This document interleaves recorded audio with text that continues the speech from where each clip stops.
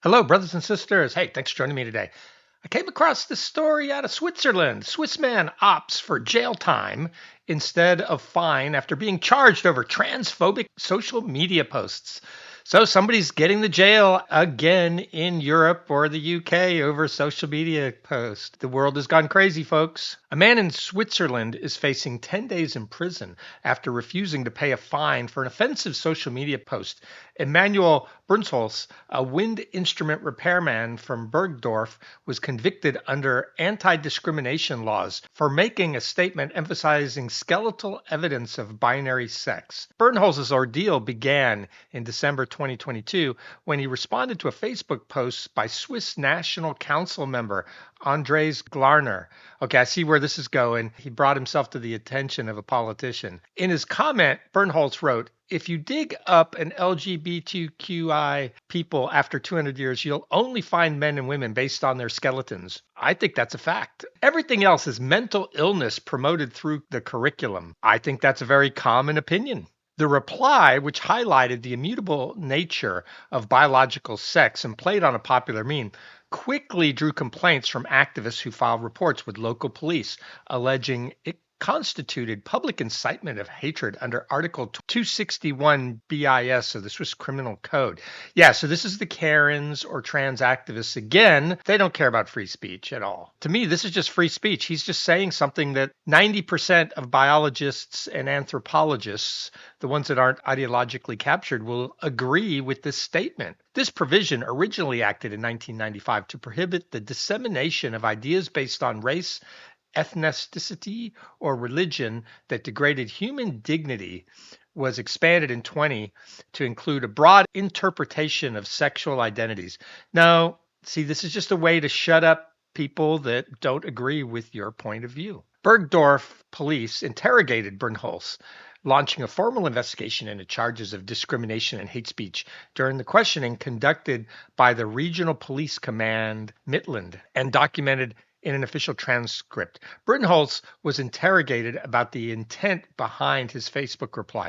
This is pretty much the same thing that happened to Graham Linehan. To the question, "What did you mean by this comment?" he replied, "Well, that those who think there's not just a man and a woman, I want to tell them that there's only men and women." Later, when asked, "What do you think of LGBTQI?" There's just too many letters there. Community. He responded, "Nothing, absolutely nothing. It's an extremist bunch and they want to silence me." Yeah, I would have to agree with that. If they're trying to stop him from just saying that there's only two sexes, you may not agree with that, and some people don't, but I think a lot of people do. It's a very common opinion. Why can't you think that? The Bernese judiciary determined that through his comment published on Facebook has publicly belittled the group of LGBTQI people based on their sexual orientation in a way that violates human dignity. People have always made fun of each other, and now you can't do that in Switzerland, it appears. He was issued a penal order fining him 500 Swiss franc, about $600, convertible to 10 days of imprisonment if unpaid. Brunnesholz raised an objection against the criminal order, and the case ended up in the regional court. But on the 20th of December, the regional court affirmed the guilty verdict and imposed an additional fee of 600 francs. Okay, so I guess he's getting 20 days in jail now. Viewing the penalty as an infringement on his rights to express scientific fact, Brunnesholz opted out of payment and accepted the jail term. On September 19th,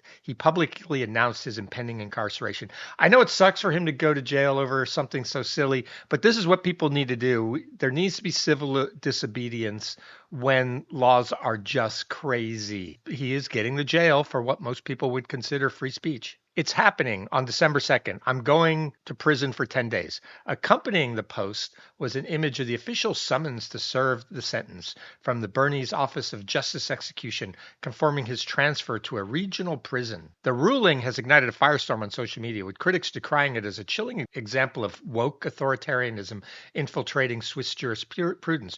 Right, and we know it's two-tier because if people on other sides make the same kind of statements, they don't get the jail. We know it's selective enforcement. All these woke policies. Daniel Stricker, a prominent commentator, highlighted the irony in a viral post, and Swiss mainstream media whines about free speech restrictions in far-off America to total silence on this case. Yeah, it's because the media is complicit. The media is captured by the left all over the Western world. Supporters of Brunholz argue that the conviction ignores biological evidence, such as forensic anthropology studies showing sex dimorphism in skeletal remains, and instead prioritizes ideological conformity. Absolutely. The timing has amplified the public concern surrounding the case, with Switzerland's EID referendum looming.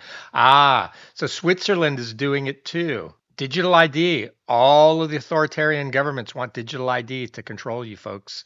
Don't sign up for this. Don't comply. Aimed at modernizing digital verification amid privacy fears, Brunholz's ruling fuels debates on state overreach, including how expanded hate speech laws might leverage digital surveillance.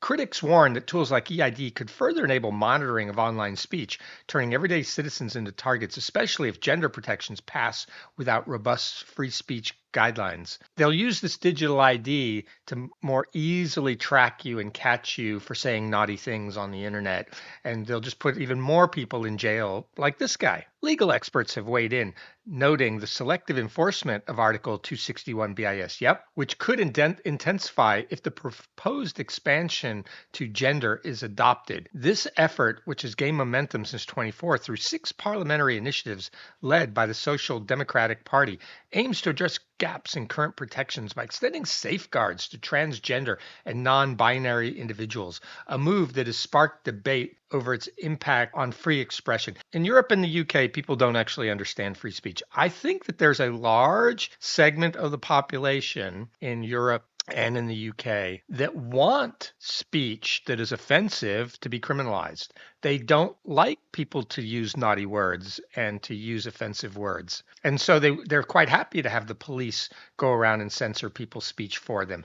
No, don't let the Karens take over the world. Offensive speech is what needs protection. Who gets to decide what is offensive enough to get you to jail? We're living in the world of George Orwell, everyone. It's the Ministry of Truth in 1984 all over again. A National Council Commission is now drafting legislation and debating whether gender encompasses biological sex or self-decided gender identity and how to balance it with free expression under Article 261 BIS. Advocacy groups like the Transgender Network Switzerland have pushed for explicit gender identity inclusion, aligning with the ECRI and UN recommendations, while critics warn of overreach, a tension that directly impacts cases like Brunholz's, where biological facts are at stake. Brunholz is just the latest individual to be prosecuted for transphobic social media posts in a troubling global trend. As reported by Redux earlier this week, a Maori women's rights advocate in New Zealand is similarly facing jail time after being reported to police for offensive social media commentary by a trans-identified male. Rex Landy of Mana Wankorio was reported for her transphobic social media posts criticizing gender ideology, leading to her arrest on December 24 under the Harmful Digital Communications Act. Landy is facing up to 3 months in prison and a $50,000 fine. Redu has also previously covered the case of Karen Mizuno, a Brazilian women's rights activist, who revealed that she was facing possible criminal charges because she had made a joke about human sexual dimorphism on social media. Like Brunholz, Mizuno had made light-hearted comment about the skeletal differences between males and females. There's some things that are just science. One of those are skeletal remains. It's 100% right. Anthropologists and biologists can look at skeletal remains and draw a very high level of confidence conclusion that this person was male or female. This is only a binary thing. We're talking about skeletons, folks. So to criminalize scientific speech like that is crazy. And I'm sorry that trans folks and their allies are offended by that.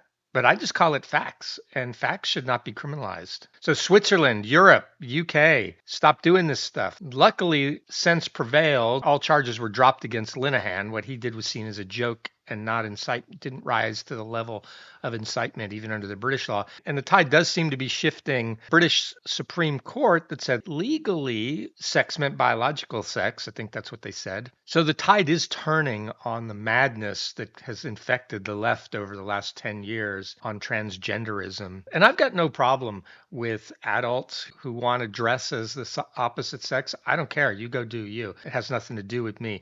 But when you censor my speech about it, now we've got a problem. Now you're infringing on my rights. Or if you're transing kids, no, that's not right. I call that child abuse, and it's probably Munchausen by proxy. It's likely to be a mental illness if you're transing kids chemically. Once they're adults, if they decide that they want to be trans, no problem, but don't do it to the kids. This video is likely to get me thrown in jail if I go to Switzerland. Maybe even the UK. The SAS is going to come get me at Heathrow. I think I have the right to say these things. And if you don't like it, tough. And I'm not trying to incite violence or hatred or anything. I'm just saying what I feel are biological facts. As I think Ben Shapiro was fond of saying, the facts don't care about your feelings. Hey, let me know what I got wrong about this. Like and subscribe if you do. And if you don't like it, don't watch it. Thanks. Bye.